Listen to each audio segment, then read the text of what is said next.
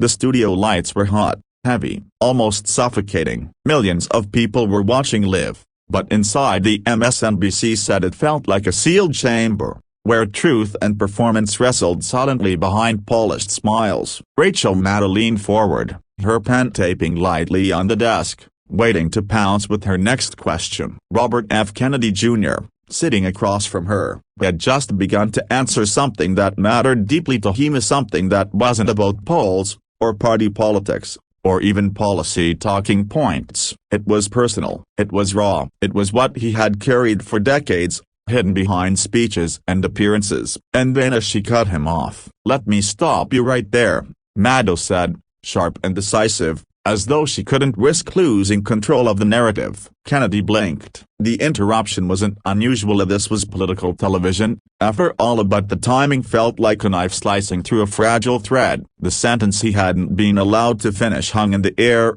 unfinished, like a ghost. Maddow, moving briskly, launched into another line of questioning. But Kennedy stayed still. His eyes didn't drop, his voice didn't tremble. When he spoke again, everything about the room changed. He didn't raise his voice, he didn't fight her. Instead, he leaned in slightly, and in a tone so steady it forced silence, he said, "Rachel, you interrupted me, but I need to finish this sentence, because if I don't, I'll regret it for the rest of my life." There was no script for that moment. For the first time that evening, Maddow froze. The audience watching at home shifted in their chairs. And then Kennedy continued, not with the answer she wanted, but with the answer he needed to give. He spoke about the loneliness of carrying a family name that was more burden than blessing, about waking up every day with the memory of gunshots, of laws, of the weight of history pressing on him. He admitted that for years, he had rehearsed polished phrases to hide the trembling of his own doubts. And then he confessed something that even his closest advisers had told him never to reveal, that he had almost walked away from public life entirely, not because of the attacks from the outside, but because he doubted whether he still had the strength inside. The studio was dead silent. The control room, usually buzzing with chatter, held its breath. Maddow, known for her quick pivots and sharp wit, didn't interrupt again. She couldn't. Kennedy's words weren't political anymore. They were human. He talked about the night he almost gave up as sitting alone, late, with stacks of letters from strangers piled on his desk. Letters from mothers who had lost sons, fathers who had lost daughters, ordinary people who believed his voice mattered even when he didn't believe it himself. He remembered one letter in particular, written in shaky handwriting from a man in Ohio. "I don't care if you win or lose," it said. "I just need to know that somebody up there still remembers what it's like to hurt." Kennedy's voice cracked as he recalled that line, and for the first time the polished TV set felt like a church, a sanctuary for broken truth.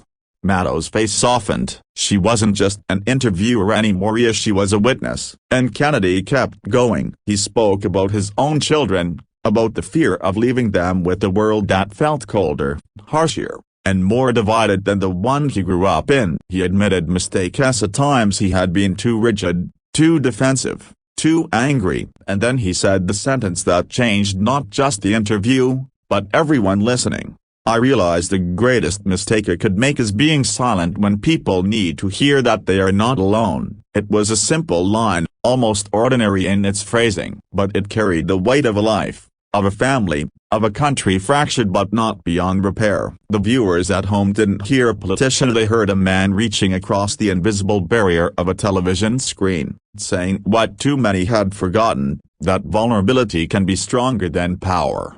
The rest of the interview flowed differently. Maddow asked, but she no longer prodded. Kennedy answered, but without armor. By the end, something rare had happened. The two people on opposite sides of a table weren't sparring, they were sharing. When the cameras shut off, there was no applause, no victory lap, just a heavy, meaningful quiet. But outside the studio, the effect rippled. People began posting clips online, not of the debate, not of the policy disputes, but of that single, unscripted confession. Strangers wrote about how they, too, had felt like giving up on politics, on hope, sometimes even on life itself. The sentence, repeated thousands of times, became a reminder: silence can suffocate, but speaking a even and trembling honest you can save. In the weeks that followed, Kennedy's campaign didn't magically surge, nor did every critic vanish. But something deeper shifted. Town halls filled not because people wanted a savior,